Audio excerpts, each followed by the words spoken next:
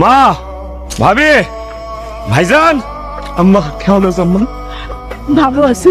আব্বা, ভাবি কেমন আছো? কতদিন পরে আইছো? আমার পোলা কই? জাহিদ কই? জাহিদ, রুনা, জাহিদের কোনো সারা শব্দ নেই। কই রুনা কই?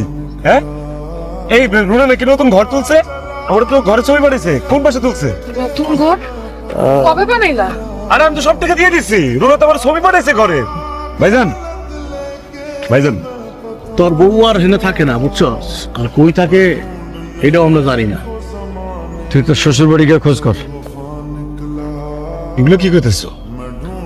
আমার বউ কই থাকে তোমরা জানো না মানে? তোমার বউ আরো অনেকদিন আগেই ঝগড়া করে আমাকে নিঃস্ব করে বাড়ি ছেড়ে চলে গেছে। কি? মা, ভাবি কি করতেছে এগুলা? ভাইজান, তুই তো কইছস দরকার হইলে তোমরা আলাদা থাকো। আব্বা এসব কি করতেছেন আপনি? আমি এটা কি শুনতেছি? আমি কেন আপনার এরকম আলাদা থাকতে? আমি যে বাইরে এরকম কুত্তার খাটা খাটি, গাধার খাটনি খাটি, দিন নাই রাত নাই, শীত নাই গরম নাই, সমানে কষ্ট করে যেতেছি, টাকা পয়সা কামায় বাড়িতে পাঠাইতেছি। আলাদা থাকার লিগে আর হে আমি কি কম আপনি করে আলাদা থাকেন? কি করতেছেন এগুলো? ভাইজান কি কয় আব্বা এটি? এর লেগে কি তুই আমাকে টাকা পাঠান বন্ধ করছস? তুই টাকা পাঠান বন্ধ করছস। আমরা ব্যবসায় হাত দিছিলাম, অ্যাডভান্স করছিলাম, ওই টাকা আমাকে মাই দিচ্ছে। আমরা দুজন অপমান হয়েছি বাজারে। তোমরা নাকি রোনারে সহ্য করতে পারো না, ওর উপর অত্যাচার করতা। আমার পোলা জাহিদ নাকি ঠিকঠাক দেখাশোনা করতে না, যত্ন করতে না। মা, রোনার কথা বাদ, জাহিদ তো আমার রক্ত, রক্তর কেমন অস্বীকার করো? চুপ কর। কোনদিন আমাকে ফোন করছস? কোনদিন একসাথে বিষয়ে জানতে চাইছস? কিছুই জানতে চাস নাই। টাকা পাঠানো বন্ধ করছস। আমার ঘরে বিশ্বাস করস নাই, বউরে বিশ্বাস করছস। তোর বউ কই গেছে কই আছে আমরা কিছুই জানি না। যা চোখের সামনে দিয়ে যা। আপনারই তো জোর করে আমার রোনার লোকে বিয়ে দিছিলেন, আমার কি দোষ? আর মায়া বাড়াস না, যা তো যা। আব্বা এসব কই না, আমি কই যাবো? আমার তো আর কিছু নাই। রুনা কই, জাহিদ কই, আমি তো কিছুই জানি না। রুনা কই মা, জাহিদ কই? আমি তো পুরা নিঃস্ব হয়ে গেলাম। আমার তো আর কিছু নাই আম্মা। আব্বা, আব্বা, রুনা কই? আমার পোলা জাহিদ কই? আমি কত বছর পর দেশে আইছি, আমি তো আমার বউ বাচ্চারা না দেখে থাকতে পারতেছি না আব্বা। আব্বা, রুনা কি আপনার বাড়িতে? রুনা ওইখানে নাই বাসার। রুনা এক পোলার হাত ধরে ভাগছে।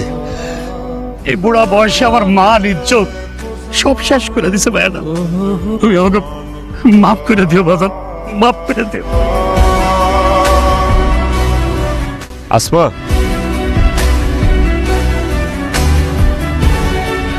রুনা আরেকজনকে ভালোবেসে তার সাথে পালাই গেছে। বিয়ের আগেও ওর একটা সম্পর্ক ছিল, আর ওইটা যখন ওর আব্বা জানতে পারে তখন ওর বিয়ের জন্য ব্যস্ত হয়ে ওঠে। একবার পালায় যাইতে নিছিল তো, তখন আবার ওর আব্বার কাছে ধরাও খাইছিল। আর তখনই ওর আব্বা তাড়াহুড়া করে তোমার সাথে ওকে বিয়ে দিয়ে দেয়। ও রাজি হয়েছিল কারণ ও জানতো যে তুমি বিয়ের পরে বিদেশ চলে যাবা, তখন ওর সুবিধা মতো ও পালায় চলে যেতে পারবে। তাই জাহিদকে ওর নানির কাছে রেখে প্রেমিকের হাত ধরে পালায় চলে গেছে। লোকটা রোনার ঘরে রাতের বেলা ঢুকতো, আর এটা একদিন তোমার আম্মা দেখা ফেলেছিল। এরপরের থেকেই তো রুনা তোমাদের বাড়িতে অশান্তি শুরু করে।